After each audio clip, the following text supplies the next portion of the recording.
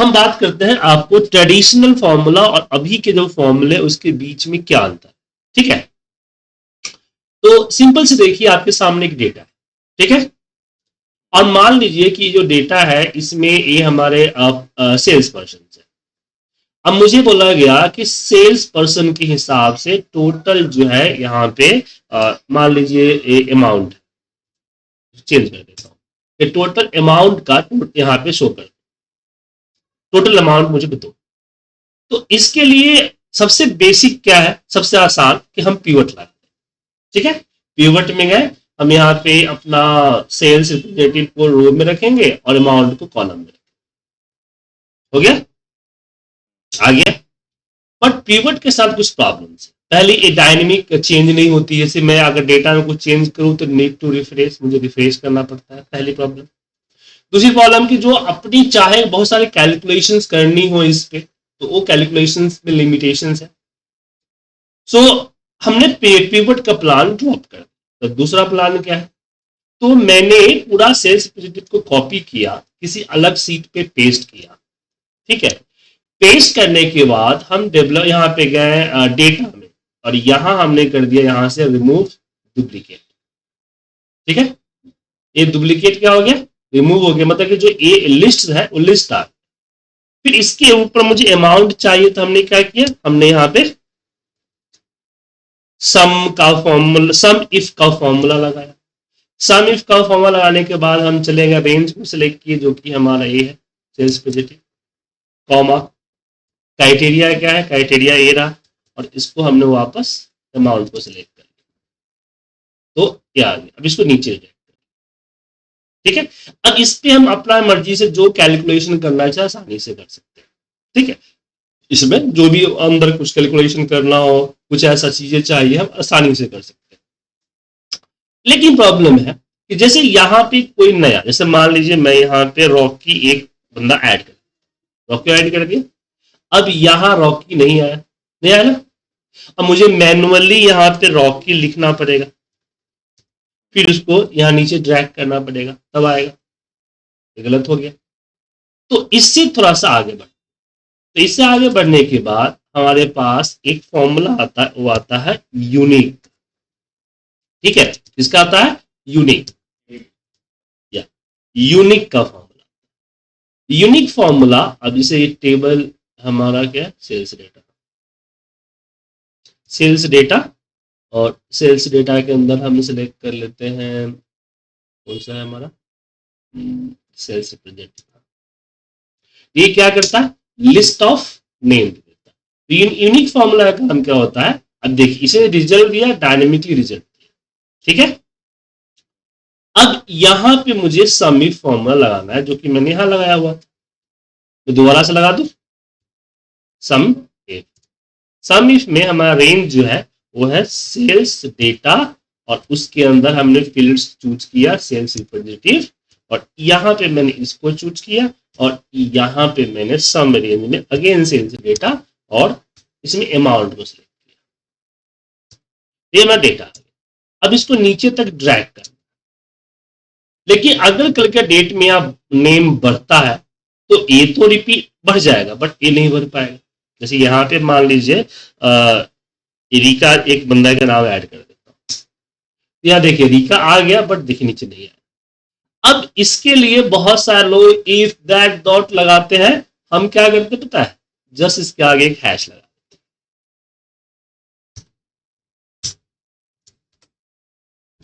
तो ये क्या हुआ, क्योंकि इससे पहला रिजल्ट जो है डायनेमिकली कनेक्टेड है, तो मैंने यहाँ पे क्या कर दिया, हैश लगा दिया, तो ये जो डायनेमिक रिजल्ट आया मल्टी शेयर्स, उसको कैप्चर कर ले, जैसे जैसे ए बढ़ेगा ऐसे इसको भी बढ़ाते जाए। यहां तक कि अगर अब मुझे मान लीजिए कि मुझे दोनों को एक काम करना है कि दोनों के एक ही फॉर्मूला, ये दो अलग अलग फॉर्मूला है ना सर, यहाँ अलग फॉर्मूला, यहाँ अलग फॉर्मूला है ना, तो मुझे दोनों को एक ही फॉर्मूला में डाल सकते हैं। जैसे कि लेट लगाएंगे, लेट में हम एस आर लिए, एस आर के अंदर हमने यूनिक का फॉर्मूला लगाया, और यूनिक के फॉर्मूले में हमने क्या किया, दे दिया अपना सेल्स डेटा, सेल्स डेटा में सेल्स प्रोजेक्टेड। फिर यहाँ पे अमाउंट का फॉर्मूला लगाया, अब इसके अंदर दे दिया सम,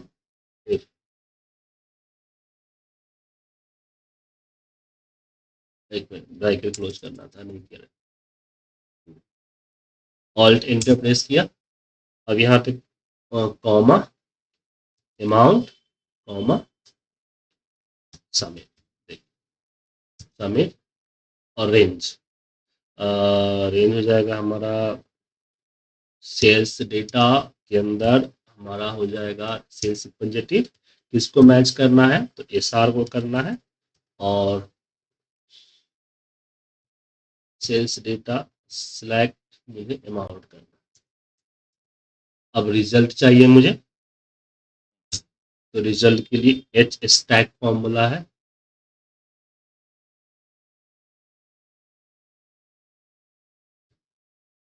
क्या होगा कॉमा जाएगा, ठीक है।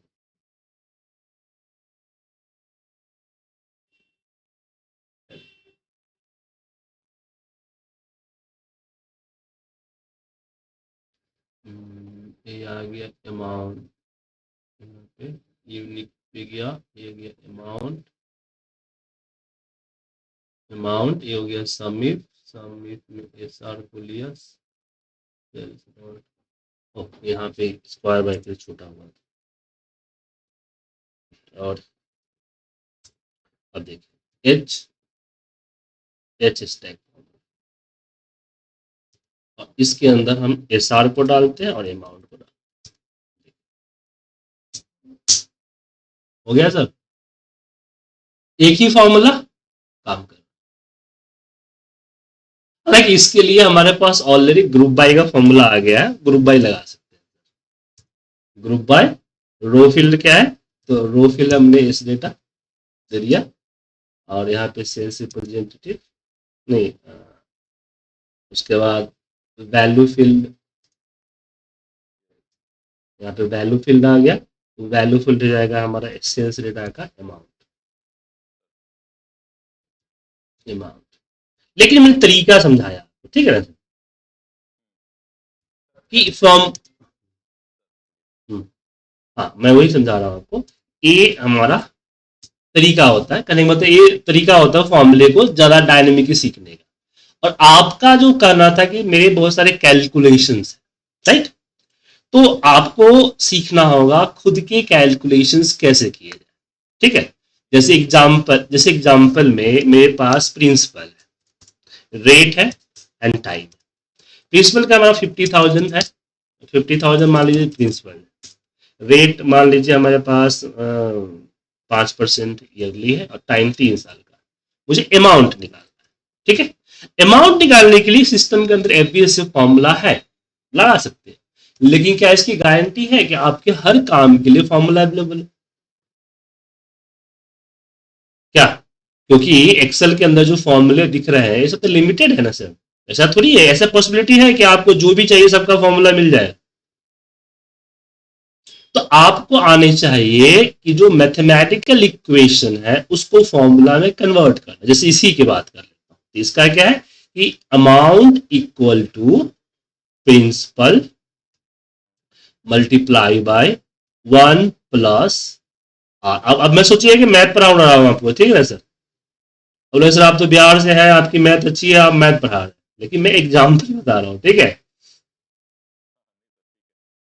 मतलब कहने का मतलब है कि अब आपके कई बार क्या होता है, कुछ ऐसे कैलकुलेशंस होते हैं जिसके लिए मुझे नहीं पता होता है कि कैसे क्या करेंगे, लेकिन उसकी मैथमेटिकल इक्वेशन पता होती है, जैसे यही पता है। अब इस इक्वेशन को हम एक्सेल में कर देंगे, सिंपल सा, यहाँ पे तोड़ तोड़ के करेंगे। 1 प्लस आर हो गया हमारा 5% डिवाइड बाई 12, ये निकाल लिया हमने।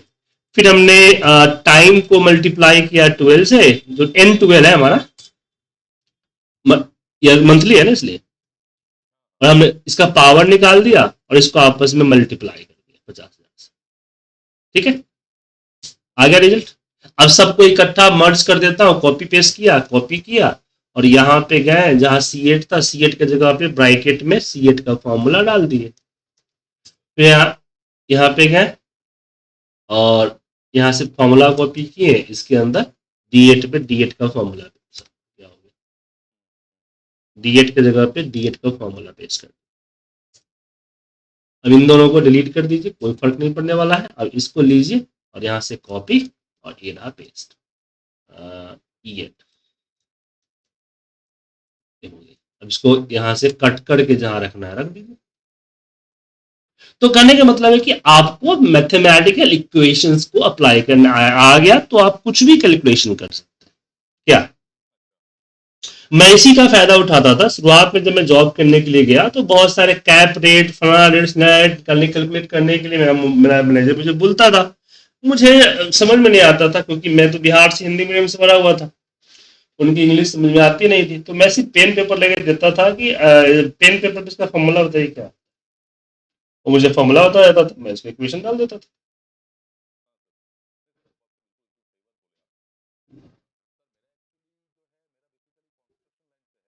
हम्म। हम्म।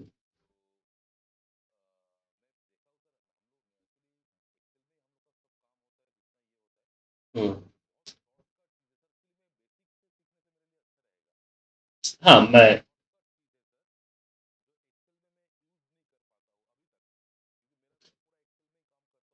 हम्म। हम्म। हम्म। हम्म। हम्म। जी जी।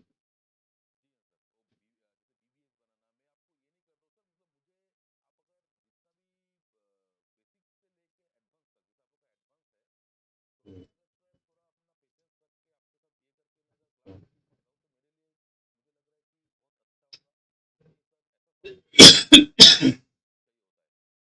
बिल्कुल सर, मैंने मेरे पास नहीं भी तो अभी के डेट में कम से कम 20 स्टूडेंट होंगे जो दुबई साइड से हैं, जो कि कंस्ट्रक्शन से ही, सिविल इंजीनियर से हैं, माइनिंग में और इसमें है, और मुझसे ट्रेनिंग ले रहे हैं। ठीक है।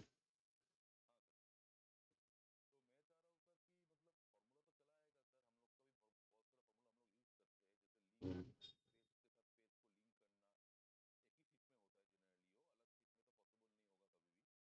क्यों नहीं होगा? हर जगह पे, हर अलग पेज में भी हो सकता है, अलग फाइल से भी हो सकता है। बहुत सारी चीजें हैं इसमें, बिल्कुल हो सकता है। हम्म। हम्म। हम्म। हाँ, अलग फाइल फाइल बोली ना उसको। हम्म। हम्म।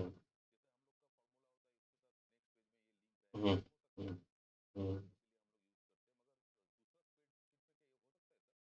बिल्कुल, क्यों नहीं हो सकता।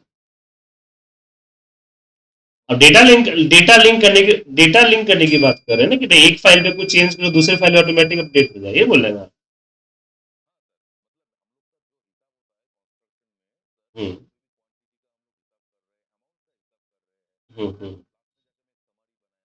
हम्म। हम्म। हम्म। हम्म। हम्म। हम्म। हम्म।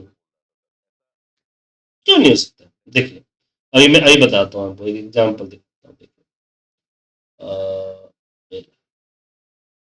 देखिए, ये रिपोर्ट दिख रहा है ऐसा, ये रिपोर्ट, ये डेटा शीट दिख रहा है आपको। इस डेटा शीट को समराइज करके बनाया, ठीक है। अभी इसका जरूरी भी नहीं है कि डेटा शीट भी, ये डेटा एक फाइल फोल्डर में कई सारे फाइल टुकड़ों में भी होगा, फिर भी अरेंज करके आ जाएगा, रिपोर्ट बन जाएगा। रिपोर्ट डायनेमिक है, मंथ पे चेंज कर रहा हूं तो पूरा मंथ चेंज हो रहा है, देखिए देख रहा है सर, वो डायनेमिक है, पूरा पूरा रिपोर्ट चेंज होगा इसका। ठीक है। इस तरह के और भी बहुत सारे रिपोर्ट दिखाऊंगा, हजारों रिपोर्ट मेरे पास पड़े। ठीक है। Product one, product two, product three. ठीक है सर। इसका भी डेटा अलग शीट पे। और एक चीज ध्यान देखेंगे, अभी इस पे क्लिक करूंगा तो जूम हो जाएगा, समझे।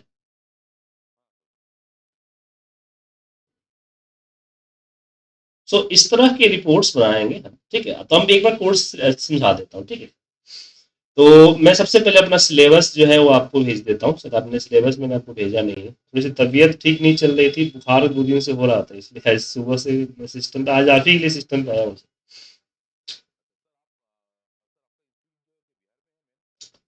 देखिए मैं आईपीटीएक्स स्कूल दिल्ली में था और कोविड-19 तक दिल्ली में रहा। दिल्ली के बाद जो है पूरी फैमिली में कोविड हो गई थी सर। तो वहां से मैं यहाँ आ गए और लॉकडाउन लगा हुआ, जिस कारण से कई साल, 2-3 साल यहीं, 2 साल यहीं पे रह गए। बच्चे लोगों का एडमिशन यहीं पे हो गया, तो हम वापस गए ही नहीं। हाँ अब हाँ सब ठीक है। बस मम्मी ज़्यादा सीरियस थी, लेकिन बड़ी मुश्किल से बची। बिहार में आए, इसी बची दिल्ली में। मुझे मुझे मुजफ्फरपुर।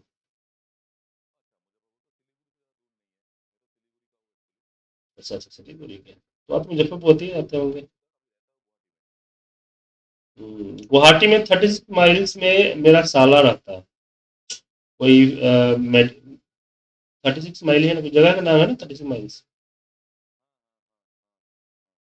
36 माइल में ऐसे एक स्टेट बैंक है, वहाँ वहाँ पर मैनेजर मेरा भाई का साला है, और मेरा साला किसी फार्मा कंपनी में।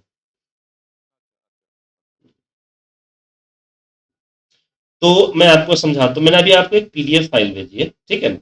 उसमें सारे कोर्स का सिलेबस डाला, फिर ये मैं मोटा मोटी समझा दूँ। तो ये जो कोर्स है आपका, बेसिकली कोर्स का 3 मोटिव है। पहले देखिए, कोई भी कोर्स करने का मोटिव होता है, ठीक है।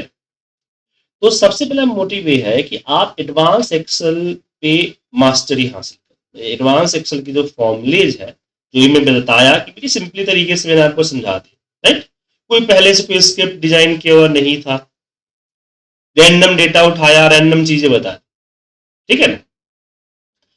तो इस तरह की चीजों पे आप महारत हासिल करें। तो mastery of advance excel formula और डेटा प्रोफेशनली जो डेटा मैनिपुलेशन होता है उस पर मास्टर, पहला है। दूसरा आता है learn and design the interactive dashboard and dynamic visual tools. जैसे अभी मैंने आपको 2 डैशबोर्ड दिखाया, ऐसे बहुत सारे डैशबोर्ड। तो फाइनली आप कुछ भी करते हैं तो बनता तो रिपोर्ट ही ना, तो इसी तरह का होता है क्या। अगर कुछ भी करते हैं तो फाइनली आपका रिपोर्ट ही बनता है ना सर। तो जो डेटा विजुअलाइजेशन का टूल्स है वो आप अच्छे से सीख सकते। तो आप मैंने इंटरैक्टिव डैशबोर्ड और डायनेमिक विजुअल रिपोर्ट्स बना सकते, ठीक है। तीसरा होता है किसी भी डेटा के की को समझे, उसको एनालाइज करें, उसकी मेथड को समझे, और उसके उससे रिलेटेड जो इंफॉर्मेशन है, जिसको हम इंसाइट कहते हैं, उसको निकाल सकते, ठीक है। और एक सबसे इंपॉर्टेंट है कि आप एबल हो develop the critical problem solving skills. मतलब किसी तरह की प्रॉब्लम आए तो वो आप उसको आप सॉल्व कर सके, समझ गए। क्रिटिकल प्रॉब्लम को सॉल्व कर सके, उसकी कैपेबिलिटी आपके अंदर डेवलप कर। अब इसका एग्जाम्पल है, बताता हूँ। अब कुछ दिन पहले मेरे पास एक आया था, एग्जाम्पल में बताता हूँ। हालांकि उनका कुछ और था, लेकिन मैं उनका रियल डेटा नहीं बता सकता, तो उसका एक डमी में तैयार करके बताता हूँ, 2 मिनट लगे तैयार करने। मैं तो 12 ही कॉलम कर रहा हूँ, लेकिन उनके पास ज्यादा कॉलम। सो उनके बाद इस तरह के मैट्रिक्स में कोई टेबल बना, मैट्रिक्स में कोई टेबल बना। अब उनका कहना था कि मुझे इस तरह के टेबल्स बनाने पर, ठीक है, ये टेबल्स मुझे कहीं से बने हुए मिल जाते, कहीं से बने हुए मिल जाते। कॉपी करता हूँ उसको वैल्यू।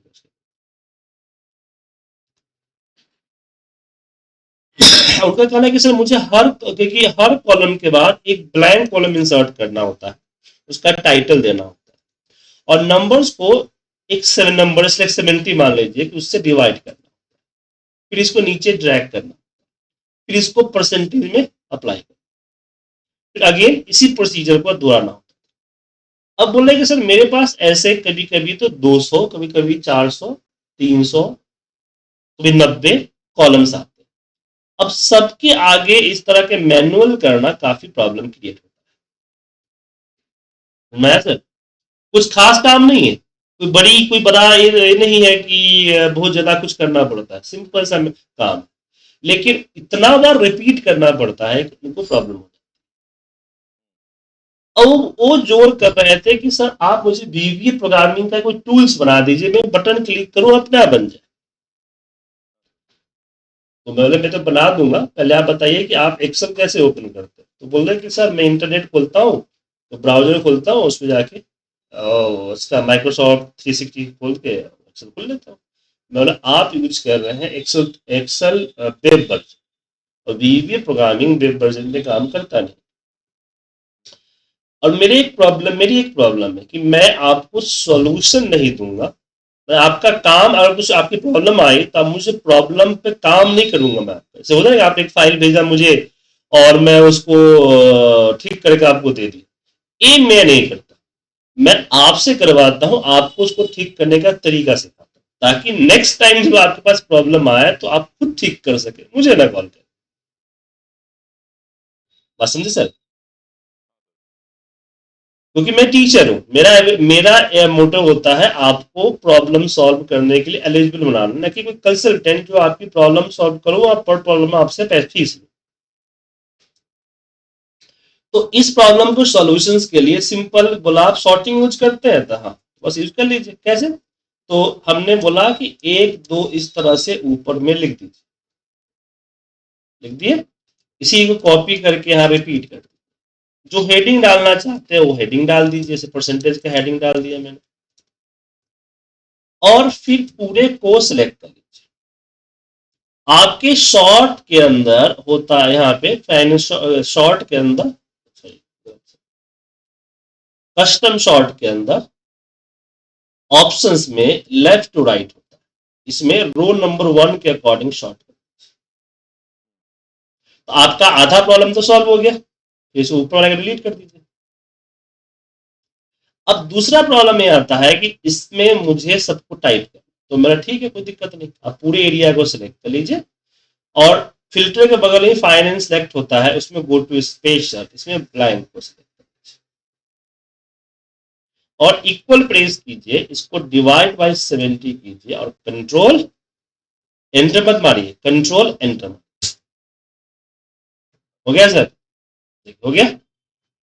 तो आप जब के पास प्रॉब्लम हो तो आप इतना एलिजिबल हो कि इस तरह की चीजों को सोच सके और कर सके। तो हमारे क्लास का मोटिव यही, ठीक है।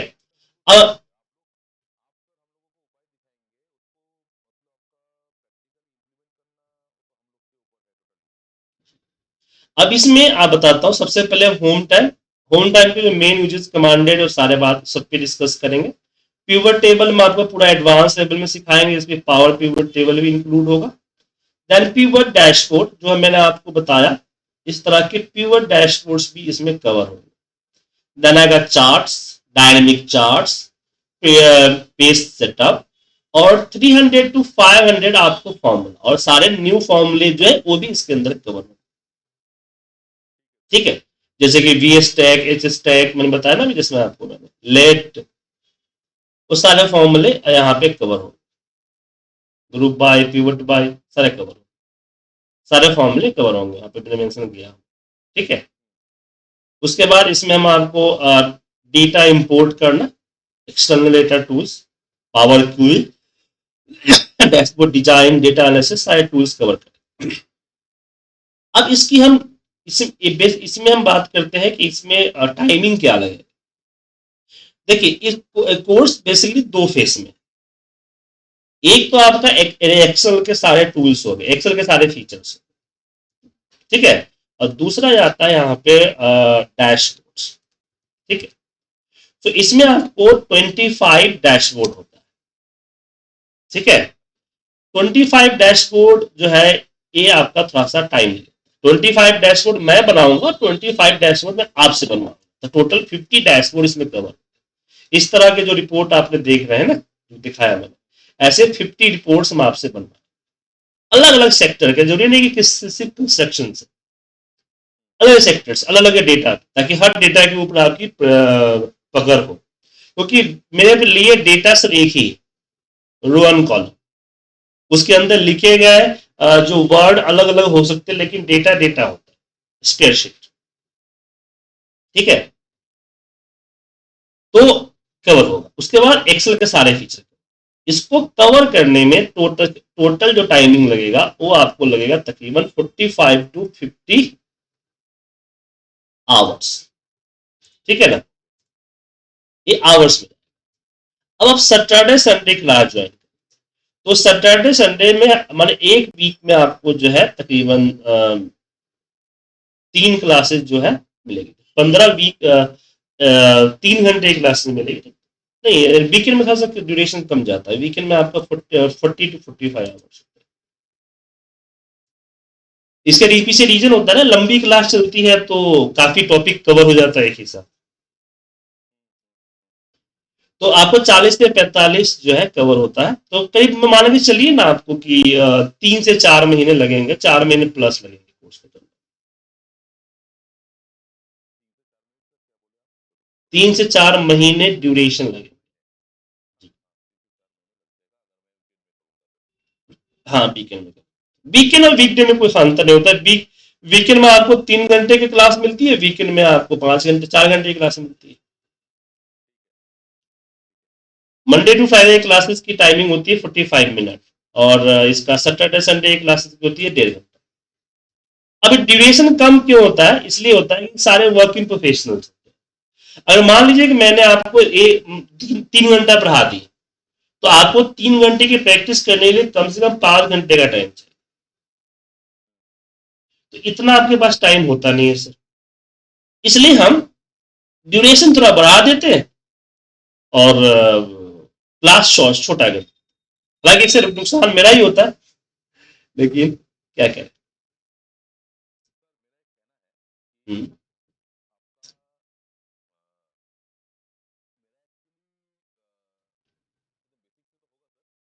हम्म,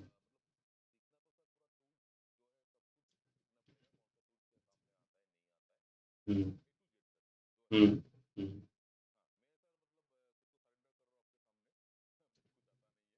हम्म,